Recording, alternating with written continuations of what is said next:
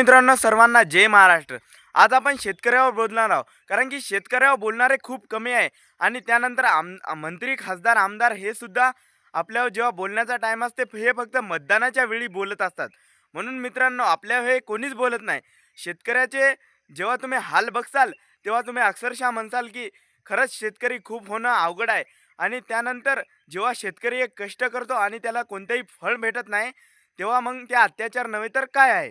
तर मित्रांनो, शेतकऱ्याचे जीवन हे खूप अवघड आहे. मंत्री, आमदार, खासदार हे आपल्याकडे भीक मागत येतात आणि नंतर त्यांना एकदा मतदान मिळालं, निवडून थेट उभा आला की त्यानंतर म्हणतात सर्वांना, म्हणजे शेतकऱ्याला विसरून जातात आणि शेतकऱ्यालाच उलटं म्हणतात की आम्ही तुम्हाला हे दिलं, आम्ही तुम्हाला ते दिलं. बबनराव सारख्या एखाद्या जो आमदार आहे वाटते, त्याने कितीतरी वेळा आमदार निवडून आला, पण त्याने शेतकऱ्याला म्हणलं होतं की आम्ही तुम्हाला लाडकी बहीण योजना दिली, मोदींनी तुम्हाला असे असे 5,000 दिले, तसे तसे आमकं ढमकं. म्हणजे तुम्ही बघू शकता की शेतकऱ्याची इतकी बेकार व्यवस्था आहे. आणि त्यानंतर आपलं जे राजकारण सिस्टम आहे ते सुद्धा खूप बेकार झालेलं आहे. आणि भारतात म्हणजे अशा प्रकारची कंडिशन हे खूप ठिकाणी होत आहे. अशी एका शेतकऱ्याची अवस्था नसून लाखो करोडो, आणि त्यानंतर आत्महत्येला सुद्धा बळी पडत आहे शेतकरी. शेतकरी कसं, काही जण श्रीमंत असतात तर काही जण खूप गरीब असतात. आणि जो या गरिबीत बळी पडतो त्याला आत्महत्येचं कारण बनावंच लागतं. आता आमच्याकडे काही थोडेफार पैसे आहे किंवा असं वार्षिक उत्पन्न जास्त आहे, तर हे बघा, म्हणजे अशी ही दरी पडलेली आहे खूप. हे बघा, हे इकडून कापसाचे झाडं पण खूप सारे पडलेले आहे. म्हणजे अशी शेतकऱ्याची इतकी बेकार अवस्था झालेली आहे. शेतकऱ्याला जेव्हा असं होऊन सुद्धाही कोणत्याही न्याय मिळत नाही, त्यावेळेस शेतकरी आत्महत्या करणार नाही तर काय. म्हणजे जो एखादा श्रीमंत शेतकरी आहे तो भरपाई करू शकतो, परंतु एक गरीब शेतकरी काय करणार. हे बघा, तुम्ही कापसाचे झाडं सुद्धा किती हे झालेले आहे, बाद झालेले आहे. आणि म्हणजे मेल्यासारखेच झालेले आहे. आता त्याला कोणताही कापूसही फुटणार नाही, असे कितीक सारी नाली पडलेली आहे. हे बघू शकता, हे हे कशा प्रकारे झालेलं आहे.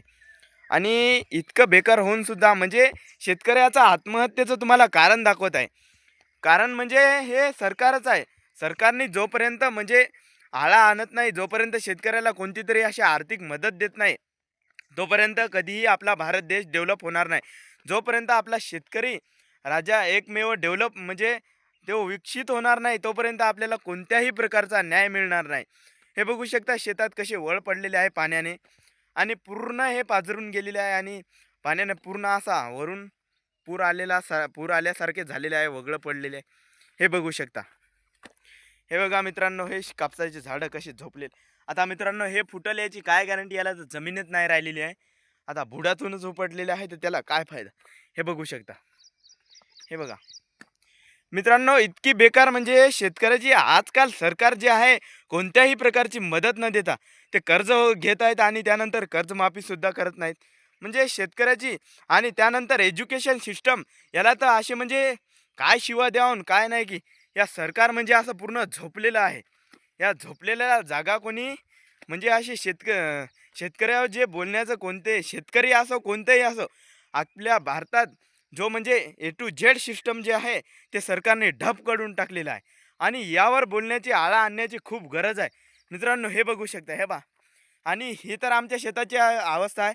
पण यानंतर शेतकरी असे कित्येक जण असतील जिच्यामध्ये असे शेतकरी रोजचे असे किती.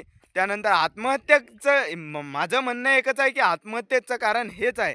आणि तुम्ही बघू शकता की अशा प्रकारे झाल्यानंतर शेतकरी तरी काय करणार. बघू शकता मित्रांनो की शेताची कशा प्रकारे अवस्था झालेली आहे. आणि ही तर माझ्या शेताची आहे, परंतु असे अनेक शेतकरी ज्यांना आत्महत्येचं कारण बनावं लागतं, त्या शेतकऱ्यांना काय करावं, जे कर्ज काढून बेजार होतात, भरू बेजार होतात. म्हणून मित्रांनो, एकच सांगतो की आपण सरकार निवडायचं कसं निवडायचं हे स्वतःवर अवलंबून आहे. आपल्या हातात एक मतदान आहे. एका मताची किंमत पाहण्यासाठी जवान पिक्चर तुम्ही पाहू शकता, कारण की त्या पिक्चर म्हणजे एका मताची काय किंमत आहे हे सर्वांना दाखवून दिलेलं आहे. हे व्हिडिओ आवडल्यास तुम्ही जास्तीत जास्त शेअर करा, आणि असेच मी व्हिडिओ टाकत राहील, कारण की शेतकऱ्याबद्दल बोलण्याची खूप काळाची गरज आहे. म्हणून मित्रांनो, लाईक करा, सबस्क्राईब करा आणि जास्तीत जास्त हे व्हिडिओ शेअर करा. धन्यवाद. जय महाराष्ट्र मित्रांनो. शेतकरी जय जवान जय किसान.